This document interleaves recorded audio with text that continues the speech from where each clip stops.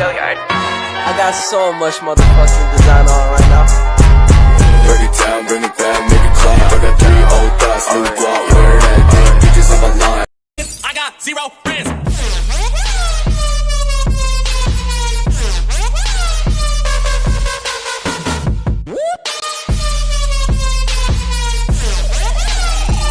I got 0 friends.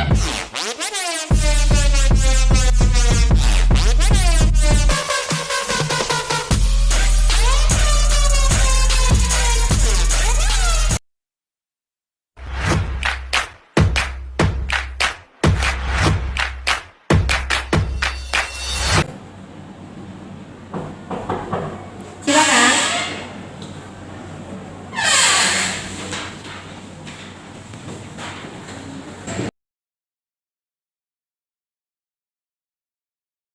Ruang perawat di pagi hari. Perawat pelaksana dan kepala ruangan sedang berdiskusi mengenai discharge plan yang akan diberikan pada pasien. Selamat pagi Ibu Artis, saya perawat Ika yang dijaga pada pagi hari ini. Sebelumnya saya ingin menyerahkan formulir kejadian planning yang ada di ruang medical bedah. Dari hasil observasi, KU maupun medis dan dari hasil lab rutin, trombosit dan hematopolit dalam rumah. Dari segi aspek perawatan, penyediaan dapat dipulangkan hari ini. Bagaimana pendapat Ibu? Boleh saya lihat formulir discharge plan-nya? Apa yang difokuskan dari discharge plan ini? Nanti akan diberikan edukasi mengenai pencegahan demam berdarah dan apa saja yang harus diperhatikan dan disiapkannya dia ketika di rumah. Nanti kita diskusikan bersama dokter dulu ya. Ruang medikal bedah pada pagi hari.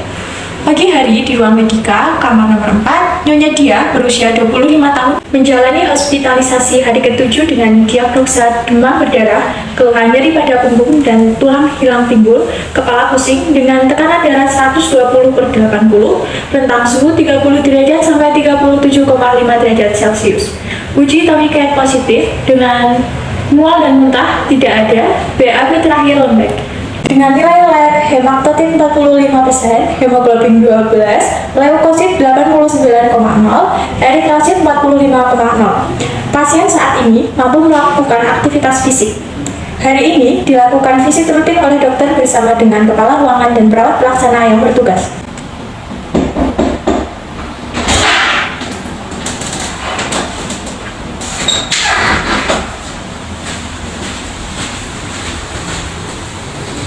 Selamat pagi Ibu. Pagi Sus, Bagaimana keadaannya hari ini? udah agak mendingan Sus daripada hari kemarin. Baik. Untuk tidurnya tadi malam bagaimana Bu? Nyenyak Sus, Kondisinya semakin membaik ya Bu. Nanti akan ada kunjungan dari dokter. Seperti kunjungan sebelumnya, dokter akan memeriksa kondisi kesehatan Ibu. baik Sus. Ini Bu. Selamat pagi Bu.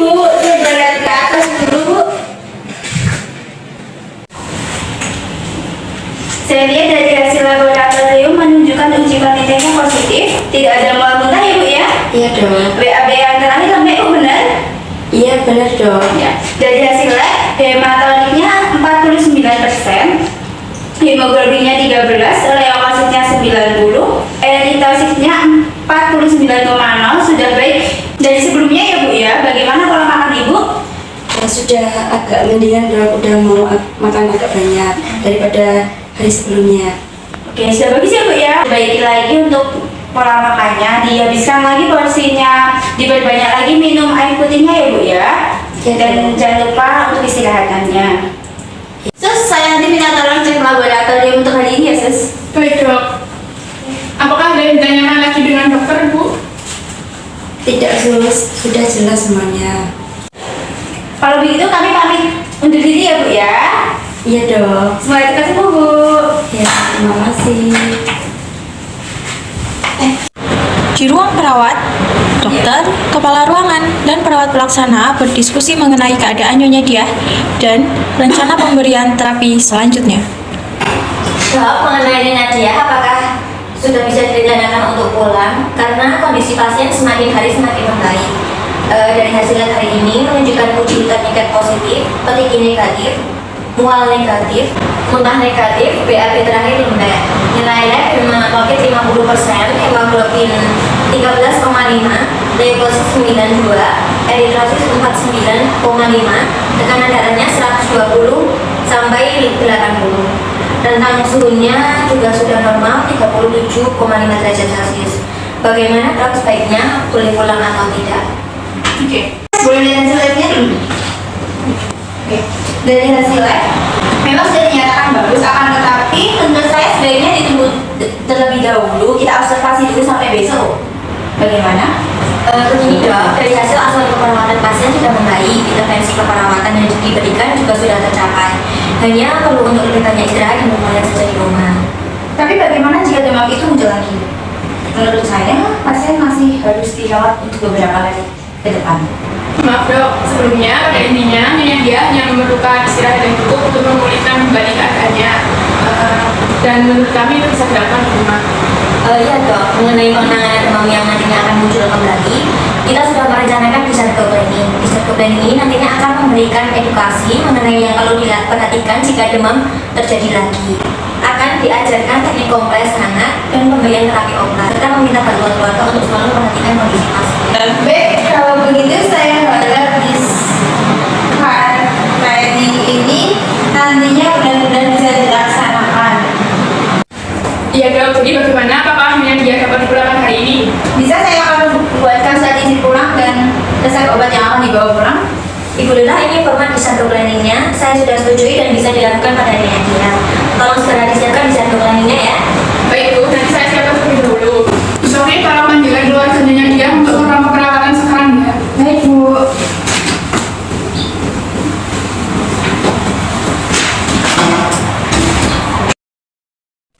Selamat pagi Bu, bagaimana sarapannya? Baik Sus, sudah tidak mual dan muntah, tidak seperti kemarin. Bagus ya Ibu, berarti Ibu sudah membaik ya sekarang. Dan tadi setelah dibicarakan dengan dokter, hari ini Ibu sudah diperbolehkan untuk pulang. Karena keadaan Ibu yang sudah membaik dan semua hasil pemeriksaan juga menunjukkan angka normal. Untuk keluarga pasien dari Ibu Dia, ikut saya sebentar ke ruang dokter ya Bu, karena akan ada yang mau diperbicarakan mengenai rencana pulangnya dari Ibu Dia. Bagaimana Bu? Baik Sus. Mari Bu.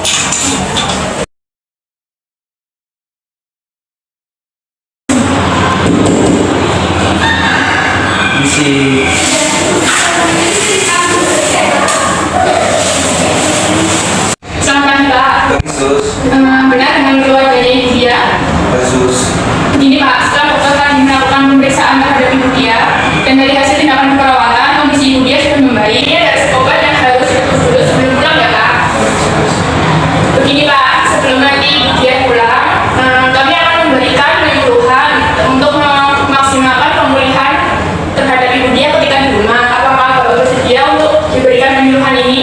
Ya, saya setuju Sus. Jadi saya nantinya benar mengenai perawat keluarga saya. Baik Pak, nanti kami minta waktunya sebelum pulang untuk menyampaikan penyuluhan ini ya Pak. Sebelumnya Bapak boleh tanda tangan formulir persetujuan di sini.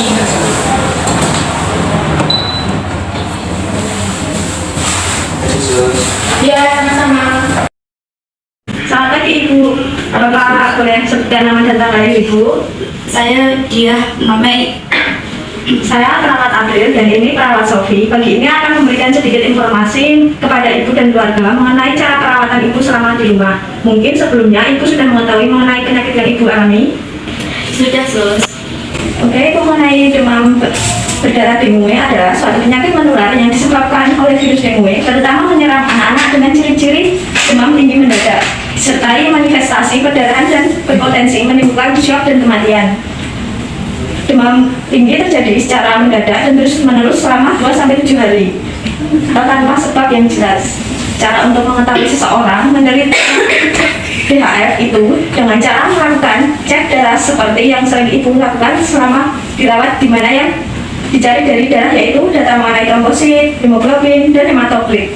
Ketiga, hal itulah yang menentukan baik atau buruknya kondisi Ibu saat menderita DHF.